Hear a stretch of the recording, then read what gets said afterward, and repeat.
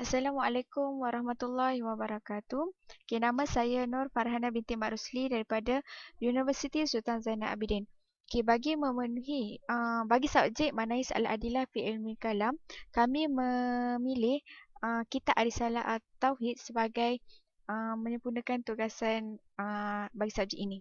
Di antara ahli bagi tugasan kumpulan kami ini adalah Hudayati binti Muhammad Arsyad, Siti Nur Aminah binti Abdul Rasid, Nur Farhana binti Mat Rosli, Hasanatul Akmal binti Mat Husin, dan yang terakhir Syarifah Nurul Ikhlas binti Syed Husin.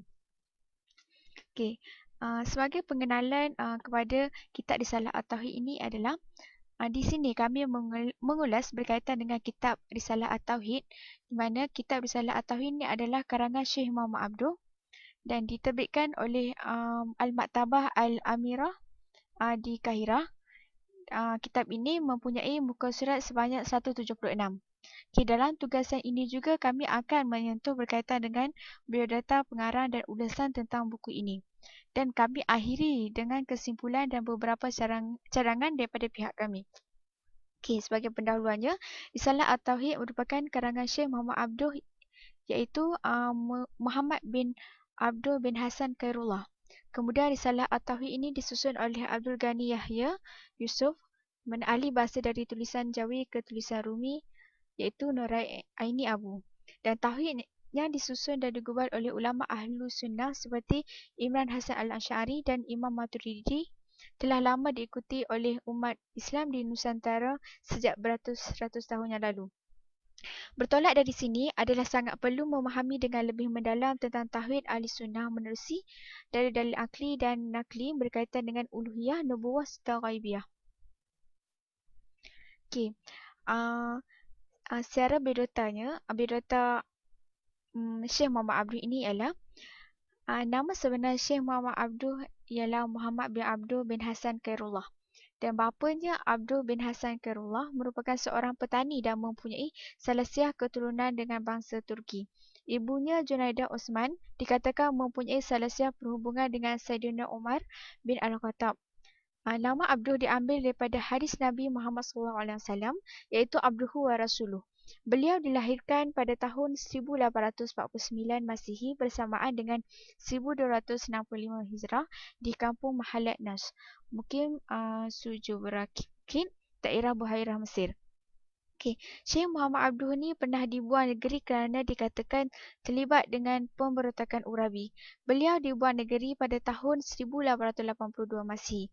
Semasa menjalani hukuman tersebut, beliau pergi ke Perancis dan menerbitkan majalah Al-Urwah Al-Wusqa bersama gurunya Said Jamaluddin Al-Afghani.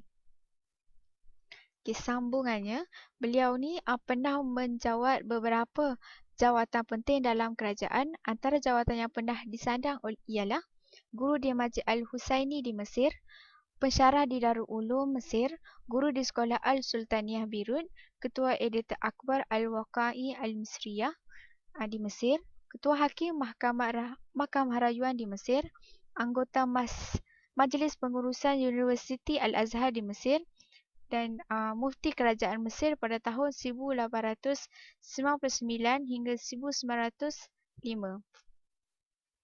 Di antara karya-karya Syekh Muhammad Abduh ini adalah beliau meninggalkan beberapa karya yang bermutu dan menjadi sumber rujukan dalam dunia Islam seperti Risalah At-Tauhid, Tafsir Juz Amma, Tafsir Surah Al-Az, Risalah Ar-Ra'di ala Ad-Dariyin yang merupakan terjemahan karya Said Jamaluddin Al-Afghani, Syarah Nahji Al-Balaghah, Syarah Maqamat Al-Badi', Al-Tahril fi Islah Al-Mahakim Al-Syar'iyyah, Al-Islam wa Ar-Ra'du ala Muntaqidih, Al-Islam wa An-Nasraniyah ma'a Al-Ilmi wa Al-Madaniyah. Di dalam buku ini kami akan mengulaskan tentang apa yang berada dalam buku ini. Mana dalam buku ini akan dibahaskan tentang perbahasan uluhiyah. Di mana penulis telah memulakan karangan berkaitan dengan permulaan mabadi', iaitu seri pembukaan ilmu tauhid. Bagi kenyataan yang pertama berkaitan dengan hukum hakal, mana uh, mm, terdapatnya hukum akal, pengertian akal, bahagian hukum akal, bahagian wajib, mustahil dan harus akli, dan tanda-tanda yang menunjukkan hukum akal. Okay, kenyataan yang kedua pula adalah berkaitan dengan perhatian yang menunjukkan Tuhan yang menjadikan alam. Kenyataan yang ketiga pula adalah mengenal Tuhan dan mengetahui sifat-sifatnya. Kenyataan yang terakhir pula telah membincangkan berkaitan dengan ta'arif sifat-sifat yang wajib bagi Allah Ta'ala. Mana iaitu wujud, qidam, baqa', muhalafatuhu ta'ala lil hawadis, qiyamuhu ta'ala binafsi, al-wahdaniyah, al-qudrat, al-iradat, al-ilmu, al-hayat, sama dan al-basar dan al-kalam. Kaunuhu qadiran, kaunuhu muridan, kaunuhu hayyan, kaunuhu sami'an, kaunuhu bashiran, kaunuhu mutakalliman.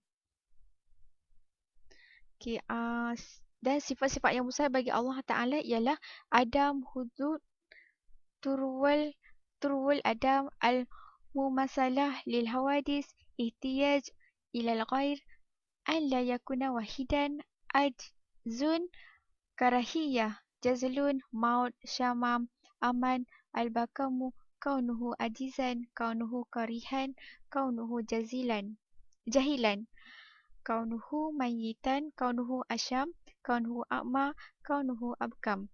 Okay, sifat-sifat yang harus bagi Allah. Okay, dalil akli dan nakli atas 20 sifat. Kebahagian sifat 20 yang wajib bagi Tuhan itu terbahagi kepada 4 bahagian, iaitu sifat nafsiyah, sifat salbiyah, sifat ma'ani, sifat maknawiyah. Manakala sifat-sifat yang bertakluk adalah sifat yang mempunyai takluk ialah 6 sifat daripada sifat ma'ani, iaitu kudrat, iradat, ilmu, sama, basar, kalam. Dan dibincangkan juga sifat yang terkandung dalam istinah dan iftikar.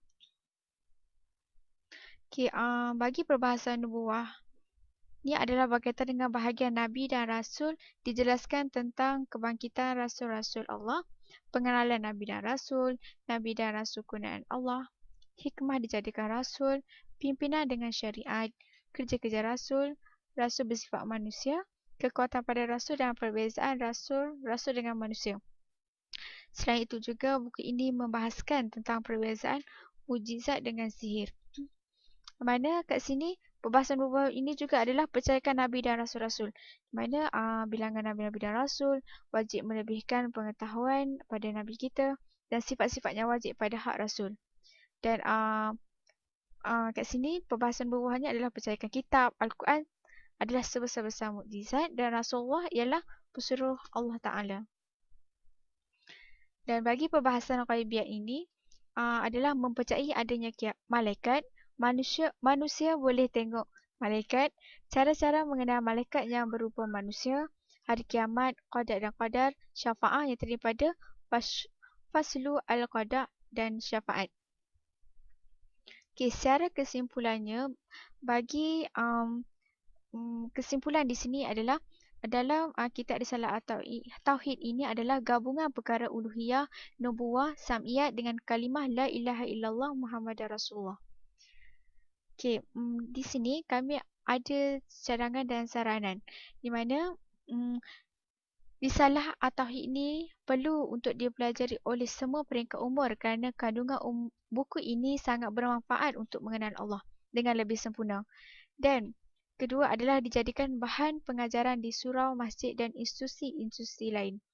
Dan mudah-mudahan berkat daripada buku ini serta ilmu dan amal serta tauhid ilahi, seseorang dapat mentauhidkan Allah dengan sempurna.